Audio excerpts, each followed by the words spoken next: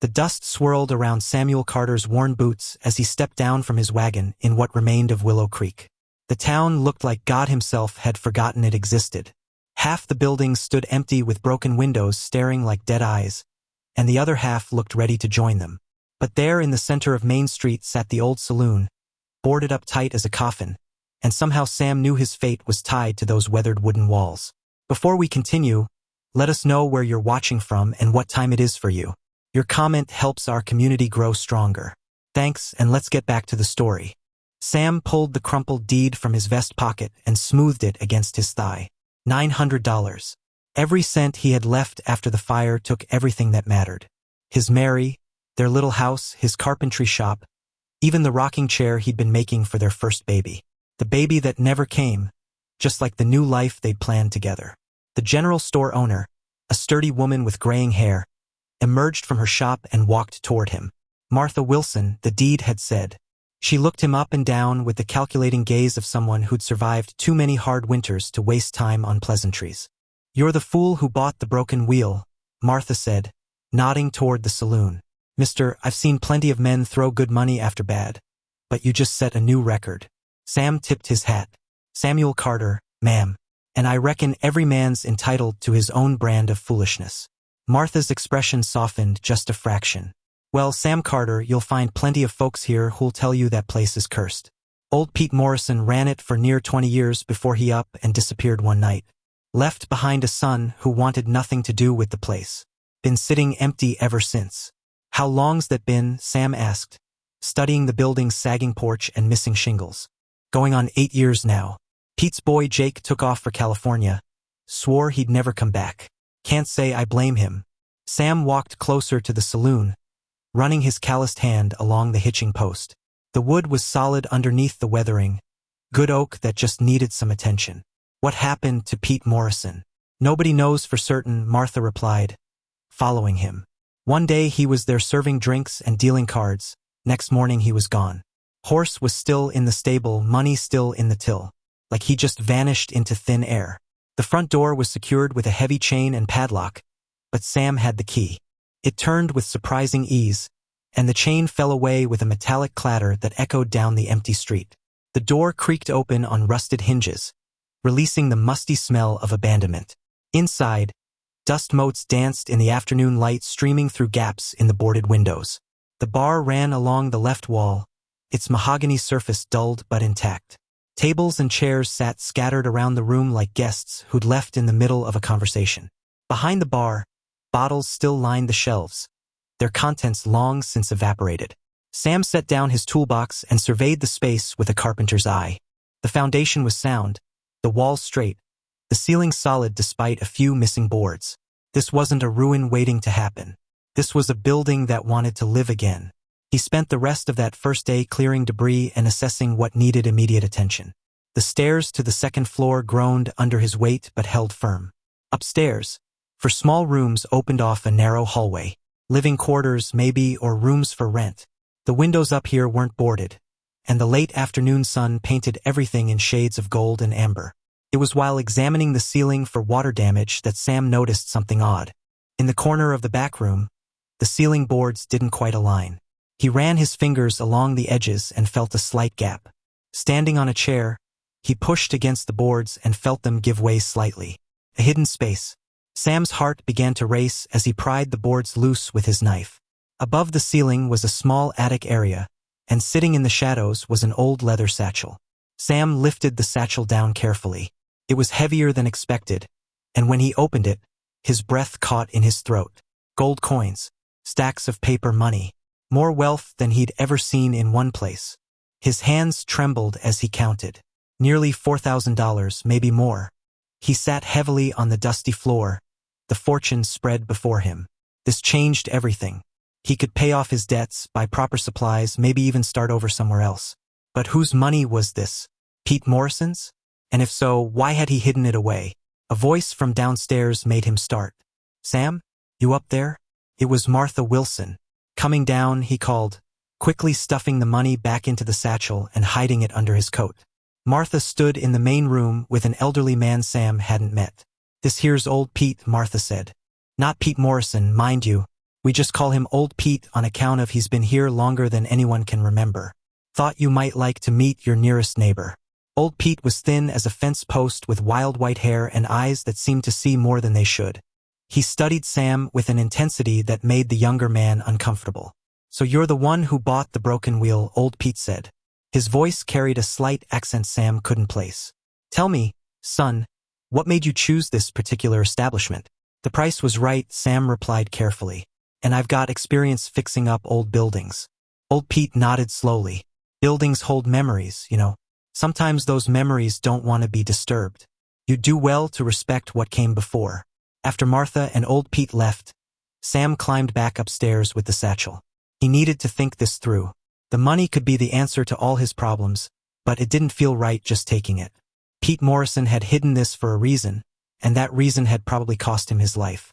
That night, Sam made camp in the main room of the saloon, spreading his bedroll near the cold fireplace. The building creaked and settled around him, and every sound made him think of the fortune hidden upstairs. He'd grown up poor, worked hard for everything he'd ever owned, and now fate had dropped a small treasure in his lap.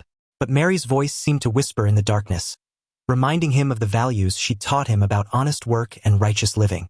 The next morning brought visitors. A family in a battered wagon pulled up outside just as Sam was examining the damaged porch railing. A man about his own age climbed down, followed by a woman holding a baby and 3 small children. Morning, the man called out, "I'm Thomas Murphy. This is my wife Sarah and our young ones. We heard tell someone finally bought this place." Sam introduced himself and learned the Murphys were homesteaders whose crop had failed 2 seasons running. They were passing through, hoping to find work or at least a place to rest before moving on. "There's not much work in Willow Creek these days," Sam admitted. "But if you're handy with tools, I could use some help getting this place back in shape. Can't pay much, but there's rooms upstairs if you need a place to stay." Thomas Murphy's face lit up with hope. "We're not afraid of hard work, Mr. Carter. And Sarah here can cook better than anyone in 3 counties. That evening, as Sarah Murphy prepared a simple meal over the repaired fireplace, Sam found himself watching the children play in the main room. Their laughter echoed off the walls, bringing life to the space in a way he hadn't expected. Young Tommy Murphy, about 8 years old, had claimed the area behind the bar as his fort, while his sisters Mary and Beth chased each other between the tables. Sarah noticed Sam watching. "They're good children, Mr. Carter. This hard traveling's been difficult for them, but they adapt quick enough. Please call me Sam. And they're welcome here as long as you folks want to stay." Over the following days, Sam threw himself into the restoration work with Thomas's help. They replaced broken floorboards, repaired the roof, and began the slow process of bringing the broken will back to life. All the while, the hidden fortune weighed on Sam's mind. He found himself checking on it several times a day, making sure it was still safely hidden. It was Old Pete who finally forced the issue. He appeared one afternoon while Sam was replacing a broken window, materializing from the shadows like a ghost. "You found it, didn't you?" Old Pete said without preamble. "Found what?" Sam replied, though his guilty expression probably gave him away. "Pete Morrison's insurance policy. He told me about it once when he'd had too much of his own whiskey. Said he'd put away enough to start over if things ever went bad." Sam set down his tools and faced the old man. What happened to Pete Morrison? Old Pete was quiet for a long moment, staring at the half-repaired window. Pete got mixed up with some bad men from Denver. Gamblers and claim jumpers who wanted to use his place as a base for their operations. When Pete refused, they made threats. He knew they'd be back, so he hid his savings and planned to disappear before they could make good on those threats. And did he? Old Pete shook his head sadly. They came back sooner than he expected. Found him trying to sneak out in the middle of the night. Nobody's seen Pete Morrison since, but we all know he ain't coming back. Sam felt a chill run down his spine. So the money belonged to a dead man, hidden away in fear and desperation. What about his son, Jake? Jake Morrison's got his own life in California now. Got himself a wife and a business. He made it clear years ago he wanted nothing to do with this place or his father's memory. That night, Sam climbed to the hidden space once more and counted the money again. $4,237. Enough to transform not just the saloon, but the entire town. He thought about Pete Morrison, a man who'd worked hard and saved his money, only to lose everything to fear and violence. Maybe the best way to honor Pete's memory was to use his savings the way Pete would have wanted to build something lasting and good. The next morning, Sam gathered Thomas Murphy and Martha Wilson in the saloon. He told them about the hidden money and his decision about what to do with it. "I'm going to use this money to restore the broken will properly," he announced. "Not just as a saloon, but as a place where families can gather safely. And whatever's left, I want to invest in this town. New businesses, repairs to existing buildings, maybe even a proper school for the children." Martha Wilson stared at him as if he'd announced plans to fly to the moon. "Sam Carter, that money could set you up for life. You could go anywhere, do anything." "I've been anywhere," Sam replied quietly. "And I've learned that having somewhere to belong is worth more than having somewhere to run to." Word of Sam's plans spread quickly through Willow Creek. People began stopping by to offer help or just to see what was happening at the old saloon. The Murphy children's laughter had drawn other families, and soon the building buzzed with activity from dawn to dusk. It was 3 weeks into the renovation when trouble arrived in the form of a well-dressed stranger on a fine horse. He introduced himself as Jake Morrison, Pete Morrison's son, and he'd come to claim his inheritance. Jake was nothing like what Sam had expected. Clean-shaven and city-dressed, he carried himself with the confidence of a man who'd made his fortune through shrewd business dealings. He examined the restoration work with a calculating eye that reminded Sam uncomfortably of the claim jumpers old Pete had described.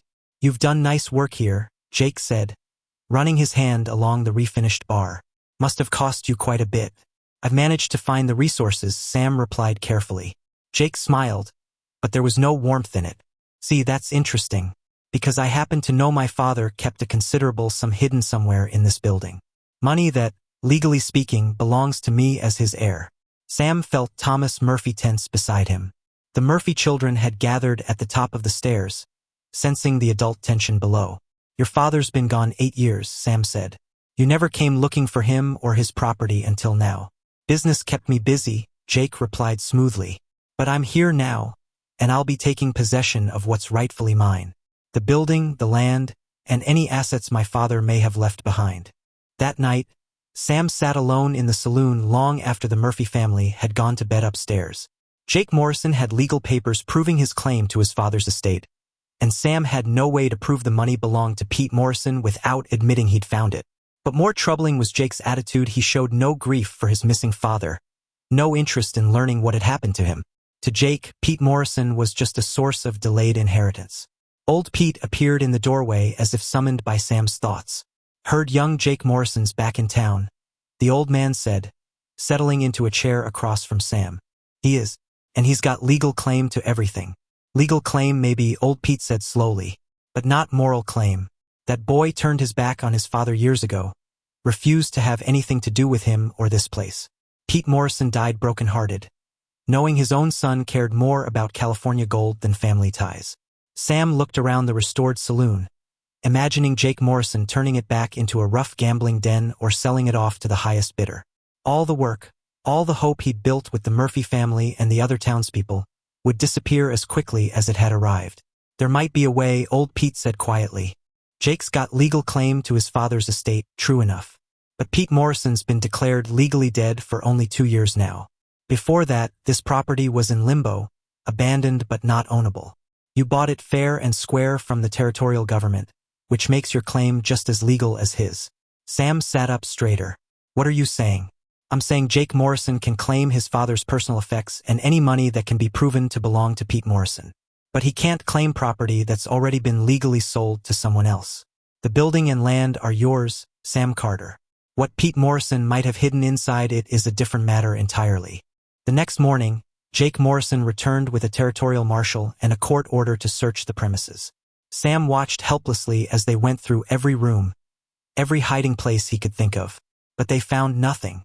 The leather satchel remained safely hidden in a new location. Sam had prepared a hollow space behind the stone fireplace that would take a sledgehammer to discover. After an hour of fruitless searching, Jake's frustration was evident. "The money's here somewhere," he told the marshal. "My father was too paranoid to trust banks, and too smart to carry that much cash when he disappeared." The marshal, a weathered man named Crawford who clearly had better things to do, shrugged his shoulders. "Can't arrest a man for money you can't prove exists," he told Jake. "The building's been legally sold, and Mr. Carter here's got every right to restore it as he sees fit. Jake Morrison left Willow Creek that afternoon, but not before promising Sam that he'd be back with lawyers and more legal documents. Sam watched him ride away with mixed feelings. He'd won this battle, but the war over Pete Morrison's legacy was far from over. That evening, Sam gathered everyone who'd been helping with the restoration. The Murphy family, Martha Wilson, Old Pete, and several other townspeople filled the main room of the saloon. Sam stood behind the bar where Pete Morrison had once served drinks and told them the truth about the hidden money and his plans for it. "I could keep this fortune for myself," he said, looking at each face in turn. "But I've learned that money without purpose is just another kind of poverty. Pete Morrison saved this money hoping to build something better. I think the best way to honor his memory is to use it the way he would have wanted to bring life back to this town and hope back to its people." Martha Wilson was the first to speak. "Sam Carter, if you do this thing, you'll have made more difference in Willow Creek than anyone in living memory. But are you sure you want to tie your fate to ours? Towns like this one don't always survive." Sam looked around the room at the faces of people who'd become his friends, his chosen family. Thomas Murphy's weathered hands that had worked alongside his own. Sarah Murphy's kind eyes that reminded him of Mary. The children who'd filled the empty spaces in his heart with their laughter and trust. Old Pete, who'd shared the wisdom of decades and helped him understand that some legacies are worth more than gold.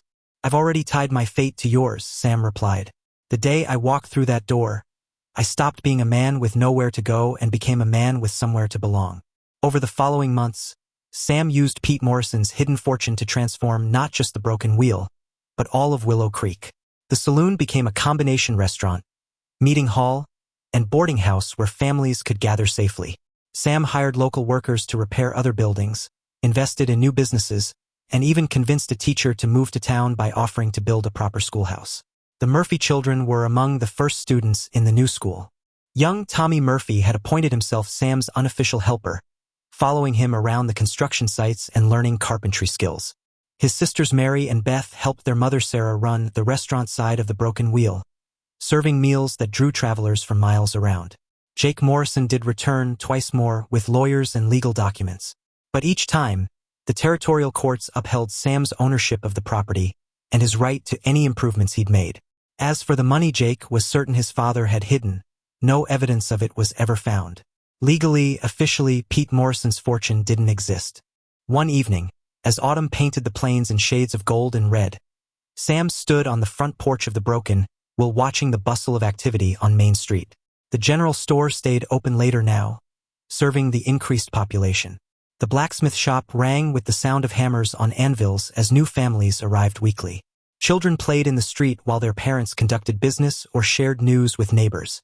Old Pete joined him on the porch, settling into one of the rocking chairs Sam had built. "Quite a change from the ghost town you found," the old man observed. Sam nodded, thinking of that first day when dust and desperation had driven him to spend his last $900 on what everyone called folly. Sometimes the best investments are the ones that don't make sense on paper. Pete Morrison would be proud, Old Pete said quietly. He always dreamed of Willow Creek becoming a real community again, a place where families could put down roots and children could grow up safe. As if summoned by their conversation, Tommy Murphy burst through the saloon doors, full of 80-year-old excitement. "Mr. Sam, Pa says the new family's got a boy my age and they're gonna need help learning about the town. Can I show him around tomorrow?" Sam ruffled the boy's hair, marveling at how much his life had changed since finding that hidden fortune. "Of course you can, Tommy. But make sure you tell him the most important rule about living in Willow Creek." "What's that, Mr. Sam?" "We all take care of each other here. That's what makes a place worth calling home." Tommy nodded solemnly and ran back inside to share this wisdom with his family. Sam remained on the porch as the sun set behind the distant mountains, painting the sky in brilliant oranges and purples. Somewhere out there, Jake Morrison was probably still scheming to claim his father's hidden wealth. But here in Willow Creek, Pete Morrison's real legacy lived on in the laughter of children, the prosperity of honest families, and the knowledge that sometimes the greatest fortune a man can find is the one he chooses to share with others.